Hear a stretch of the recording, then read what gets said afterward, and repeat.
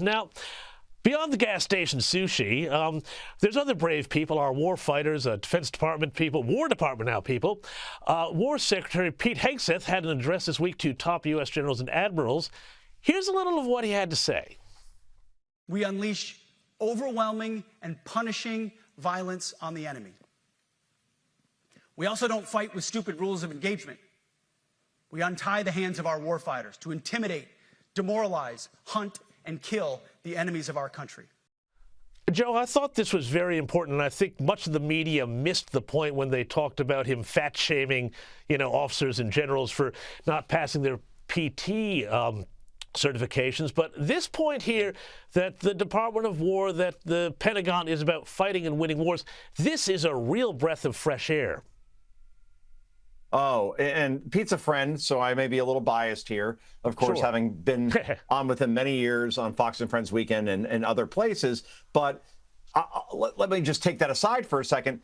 Yeah, let's fat shame all the generals that have become overweight and are not great examples for their troops. I mean, I'll just make it personal here for a second, if you don't mind. My football coach in high school, Fred Keel, former Marine, this guy looked like Popeye, and he was in his 50s. And when he asked you to sprint 100 yards and then sprint 100 yards back, you did it because he looked like he was in shape. He looked like somebody who was not being hypocritical. And when Pete Hegseth calls out these generals for being out of shape and they should probably go through the same training that they ask their very troops to do, I don't know. Again, 80-20, I think 80% of Americans say, yeah, that should be the case. So good for Pete. And these generals here that have been, eating a little bit too much and not training enough, maybe this will wake them up. But I thought this was so refreshing to hear somebody who's the Secretary of War say, we all need to be on the same page and be held to the same standards.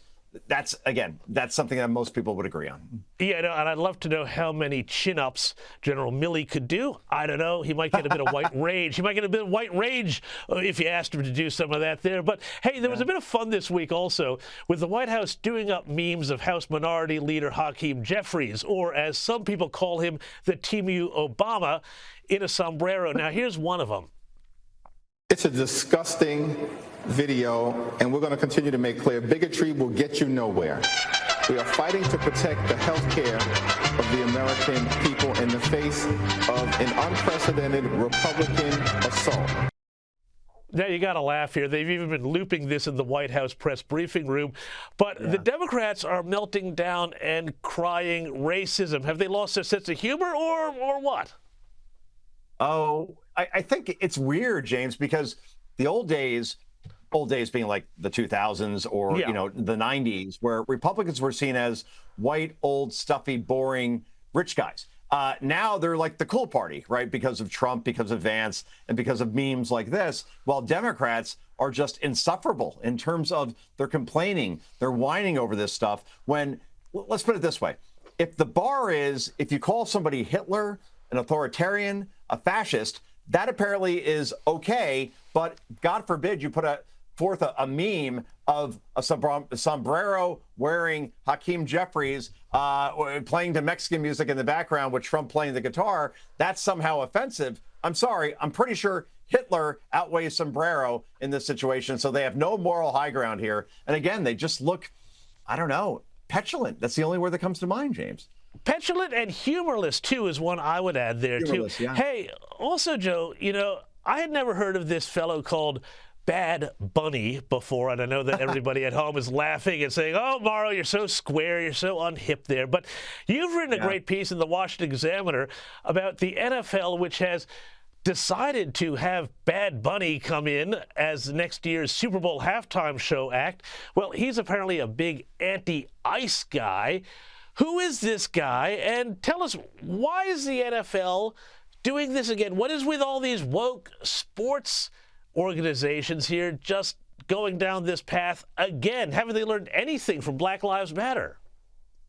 Precisely. Or from, I don't know, Target or from Bud Light. Like, don't hire somebody who may piss off half the country. If you hire him to do a Super Bowl halftime show where 125 million people are watching live and God knows how many on social media clips afterwards. Bad Bunny is a real leftist. And look, I don't care if you're a leftist or a rightist, quite frankly. Why not just hire somebody who doesn't really engage in political theater like Bad Bunny does for your Super Bowl halftime show? Metallica, I'm a fan, I have to admit. They're from San Francisco, that area. That's where the Super Bowl is being played this year. Why not hire them to do the Super Bowl halftime show? Because, again, we have not had a rock band since The Who play the Super Bowl halftime show. That's a great point. And that was 16 years ago. The Who, of all people. Like, wow, they were around then. I couldn't believe it. The bottom line is that you hire somebody like this, and you're only going to invite trouble. And the fact that Bad Bunny had a big problem with ICE being outside of his concerts. Well, yeah, outside of one of his concerts, they arrested somebody who committed homicide, was a rapist, and abused young children. So if you're against that, then you're against, I don't know, curing cancer. And that's where Bad Bunny stands. And that's why so many Americans are angry that the NFL, which gets great ratings and does so well as far as being a product, just stepped in it again as far as hiring this clown to be their halftime show. Bad Bunny, bad choice. Joe Concha, we're going to have to leave it there. Thank you so much for your time. Thank you, James. Have a good one.